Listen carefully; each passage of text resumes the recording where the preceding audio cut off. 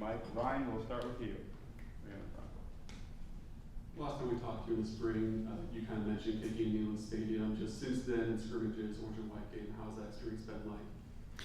You know, I love kicking in Neyland. It's a great place to kick. It's super fun. You know, you go in there and you get to look around at the big old stadium, and so it's super fun. I like it. You know, the uprights are the same distance they are on Neyland as on the practice field, so it's about the same. But I mean, I really enjoy it. It's been nice to get in there a few times, understand where the wind flows, and I guess how to play the ball in there. So it's been fun. Go in the back. In your experience, is there any difference in preparation for different playing surfaces going from natural to artificial? Is there anything that you can do to prepare for that? And is there anything that you need to change in your own preparation?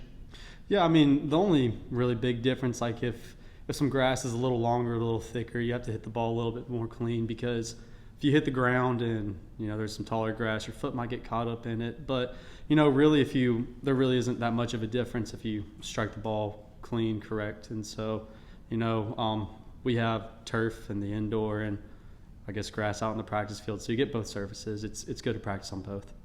Patrick and then Adam. Charles, you're coming back to your home state school. Your first game is going to be a little bit closer to your hometown, or are you going to have a lot of family and friends in Nashville in a couple weeks? Oh yeah, I'm going to definitely have a lot of people coming.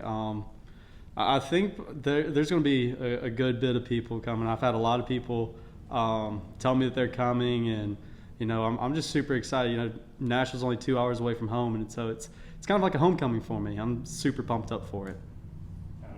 You've made numerous kicks over 50 yards. I'm curious to know, like, what your game day prep is in terms of, like, how you communicate to Coach Eckler or Coach Heupel what my range is on a given day, and how do you determine that? Yeah, so basically when you go out on the field, you got to read the wind. That's one of the main things you have to do to determine your range. I mean, if the wind's in your face, you're obviously not going to hit the ball as far. If the wind's at your back, you'll hit it further. And so going both directions on a field, there might be different, I guess, yard lines you have to get to in order to, like, feel confident in the kick. And so you also have to take in to consideration, like, the temperature outside. If it's warm, the ball's going to fly a little better than if it's cold. And so, you know, you really get a good feel for it when you go out on the field, especially when you've been kicking for a while. You know, you just go out there. It's kind of a feeling, kind of an instinct, but you can go back, I mean, in games or I guess in pregame and kind of test yourself out, see what your range is. But are you giving a number in pregame, and does that number maybe change in the fourth quarter? Yeah. So, I mean, in pregame, I'll give a number, and if conditions change, such as wind, you know, I might go up to Coach Hype and change it a little bit, but really it stays about the same. Hopefully, you know, you're playing in some big stadiums, and so especially like in Neyland, the wind doesn't really change all that much just because the stadium is so big. Go ahead in the back. Coming down south a little bit, does fall camp get a little bit easier not having to kick as hard a ball this time of year? Is that something that has gotten a little bit easier this time around than previous years for you?